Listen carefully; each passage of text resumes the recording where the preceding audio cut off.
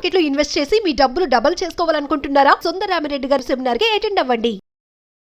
నమస్తే మేడం. నమస్తే అండి. మధు మామూలుగా అంటారు మేము ఎంతో కష్టపడి చదివిస్తున్నాం, అయినా మా పిల్లలు ఎందుకో పాప లైఫ్ లో సెట్ అవ్వట్లేదు, వాడు సరిగ్గా చదవడు, వాడు ఒక పనికి రాకుండా అయిపోయాడు అంట. మేము అన్ని ఇస్తున్నాం, అన్ని ఇచ్చినా కూడా పిల్లలకి చదవడం కష్టం అయిపోతుందని కొంతమంది పేరెంట్స్ అంటారు. బట్ నిన్న జరిగిన ఇన్సిడెంట్ కాకినాడలో అఖిలేష్ అనే అబ్బాయి, వాళ్ళ నాన్న గంగాధర్రావు టైలర్. ఒక టైలర్ కొడుకు ఈ రోజు ₹1,00,00,000 కొలువు. నిజంగా సంవత్సరానికి ₹1,00,00,000 అంటే నిజంగా ఆ తండ్రి కష్టం కానీ కొడుకు కష్టం కానీ ఊరికే పోలేదు కదా. నిజంగా మనం ఏదన్నా ఒకటి గట్టిగా అనుకొని కష్టపడితే భగవంతుడు ఖచ్చితంగా ఇస్తాడు అననీకి ఇంతకు మించిన సాక్ష్యం ఏం లేదు అనిపిస్తుంది. ఎలాగా నిజంగా ఆ తండ్రి అలా కష్టం, బిడ్డ చదువు, లాస్ట్ కి సక్సెస్ 100% వస్తుందండి. మనం ఎఫర్ట్ పెడితే ఏదైనా సాధించడం సాధ్యమే ఈ ప్రపంచంలో కదా. తల్లిదండ్రులు కూడా చాలా మంది మేము అన్ని ఇస్తున్నాం కదా, నువ్వు చదవట్లేదే అని బాధపడే వాళ్ళు చాలా మంది ఉన్నారు. పిల్లలకి మన కష్టం కూడా తెలియాలి.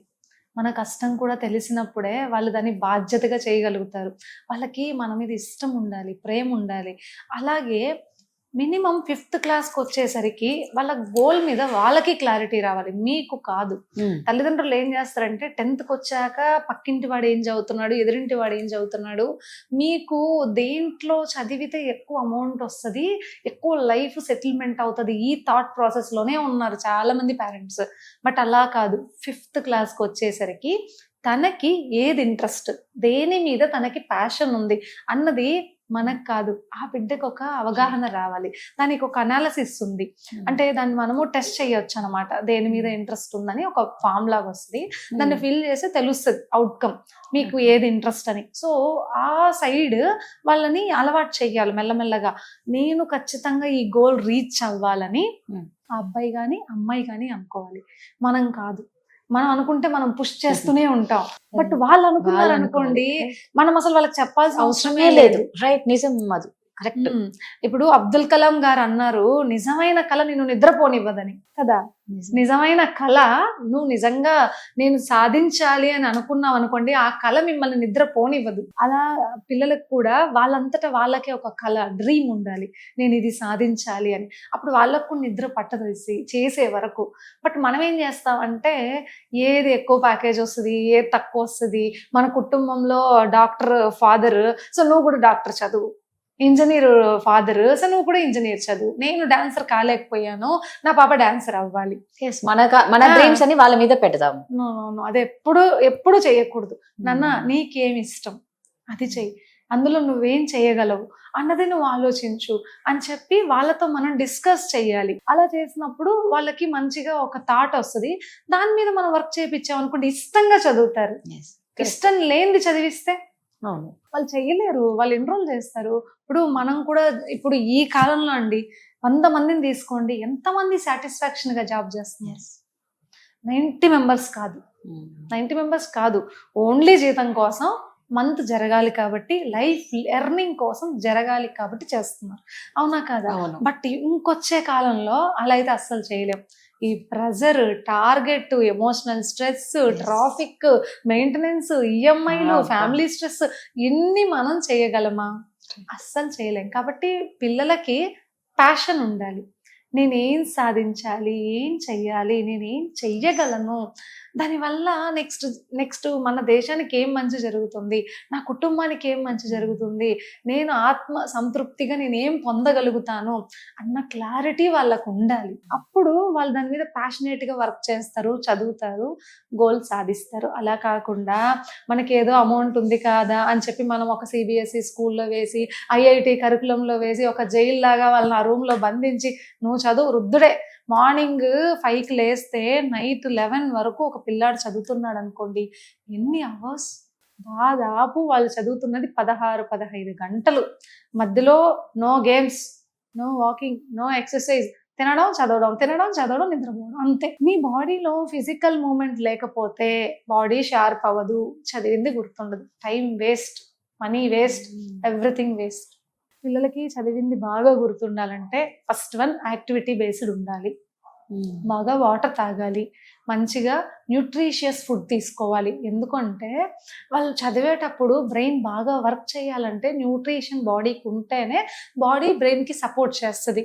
అప్పుడే వాళ్ళు చదివింది వాళ్ళకి బాగా గుర్తుంటుంది. బాడీ బయలాజికల్గా వీక్ ఉన్నప్పుడు మైండ్ వర్క్ చేసే కెపాసిటీని తగ్గించుకుంటది, బాడీ మీద ఫోకస్ చేస్తుంది. అర్థమైందా? సో ఇది కంప్లీట్ అయితేనే మైండ్ బాగా ఫోకస్డ్ గా వర్క్ చేస్తుంది. అప్పుడు మాత్రమే పిల్లలు చదివింది వాళ్ళకి బాగా గుర్తుంటుంది. దాంతో పాటు మంచి నిద్ర. రేపు తెల్లారు ఎగ్జామ్ లో తక్కువ మార్క్ వస్తే మా నాన్న నన్ను చంపేస్తాడన్న భయం ఉండింది అనుకోండి, వీడు నైట్ సరిగా నిద్రపోతాడా? నిద్ర లేకుండా వెళ్ళి ఎగ్జామ్ లో ఏం రాస్తారు? ఉన్నది కూడా మర్చిపోతారు ఆ టెన్షన్ లో. సో ప్రెషర్ ఉండకూడదు చదువు దగ్గర, ఎప్పుడు ఇష్టంగా చదివించాలి. ఏది రాదో దాన్ని మనం ఎలా చెప్తే అర్థం అవుతుందో అది మనం తల్లిదండ్రులుగా ఆలోచించాలి. సో అక్కడ ఏంటంటే అక్కడ ప్రెషర్ లేదు, నా కోరిక ఇది, నేను నీ కోసం కష్టపడుతున్నా, నువ్వు చెయ్యి నాన్న అన్నదే వాళ్ళు చెప్పారు. ఎందుకంటే వాళ్ళు అంత పెద్దగా చదువుకోలేదు కాబట్టి నువ్వు అది చదువు ఇది చదువు అని వాళ్ళు చెప్పలేదు. జస్ట్ నీకు నచ్చింది నువ్వు చెయ్యి, మా శక్తి ఏంటి నేను చదివించడం, నేను ఆ డబ్బులు పెడతాం అని చెప్పి చేశారు. సో తను దాని మీద మా అమ్మ నాన్న ఇంత కష్టపడుతున్నప్పుడు నేను సపోర్ట్ చేయాలన్న ఇష్టంతో తను చదివారు కాబట్టి అది సక్సెస్ అయింది. బట్ ప్రతి చోట అలా జరగట్లేదండి. పిల్లల్ని బాగా ప్రెజర్ చేస్తున్నారు, మార్క్స్ మార్క్స్ మార్క్స్. ఈవెన్ నేను స్కూల్కి వెళ్ళినప్పుడు కూడా వాళ్ళు ఏం చేస్తారు, మేడం మీ పాపకి ఎంత మార్క్స్, మీ బాబుకి ఎంత మార్క్స్ అని వచ్చి అడుగుతుంటారు పక్కన పేరెంట్స్. అసలు వాళ్ళ మార్క్స్ తో మీకేం పని నేను అడుగుతా.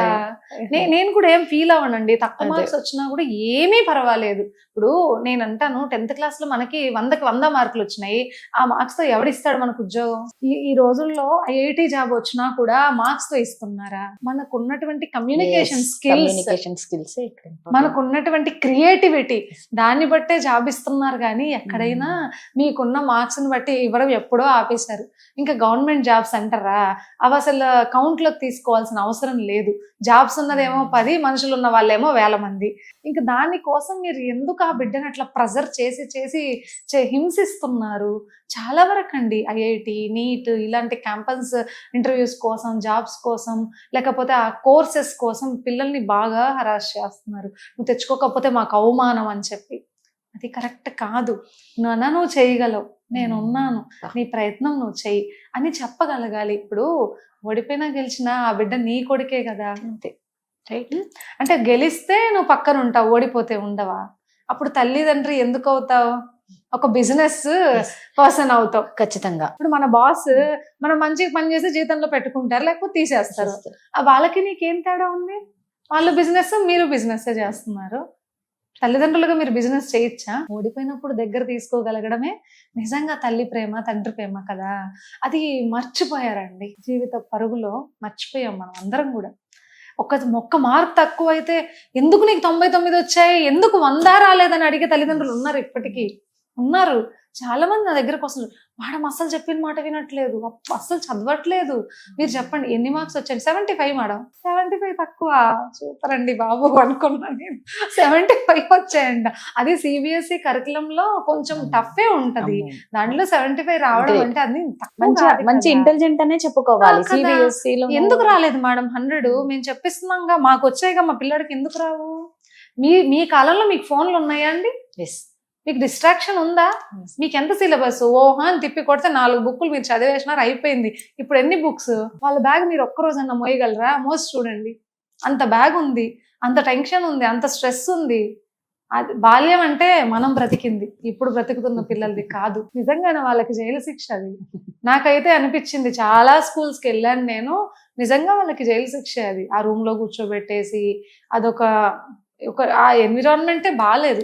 ఇంతకు ముందు మన స్కూల్స్ చెట్టు కింద పెట్టినా కూడా ఫ్రీడమ్ ఉండే, ఖచ్చితంగా గ్రౌండ్స్ ఉండేవి కంపల్సరీ. ఒక పీరియడ్ గేమ్స్ ఇప్పుడు ఏం లేవండి. హాస్టల్ అదొక అపార్ట్మెంట్, దాంట్లో స్కూల్స్ ఉంటాయి, వాళ్ళకి ఆడుకోవడానికి లేదు. ఈవెన్ వాష్రూమ్ సరిగా లేని స్కూల్స్ కూడా 100 పైన ఉన్నాయి. వాళ్ళకి యూరిన్ ఇన్ఫెక్షన్ వచ్చింది అనుకోండి, వాళ్ళు ఎలా ఫోకస్ చేసి చదువుతారు? చాలా ఉన్నాయి ఇబ్బందులు పిల్లలకి. కానీ నిజంగా ఇలాంటి కొడుకు అందరూ కోరుకుంటారు. అంటే ఆ కష్టానికి తగ్గ ప్రతిఫలం అలా కొడుకులు ఒక స్థాయికి వచ్చిన తర్వాత నిజంగా అది చెప్పలేనంత. మనం సపోర్ట్ చేస్తే అందరు పిల్లలు అవుతారు. కష్టం మనం కూడా మన పిల్లల్ని మంచిగా ఎంకరేజ్ చేసి వాళ్ళ కష్టాలు, బాధలు అన్ని విని వాళ్ళకి సపోర్ట్ ఇస్తే మన పిల్లలు కూడా ఇలాగే అవుతారు. Thank you.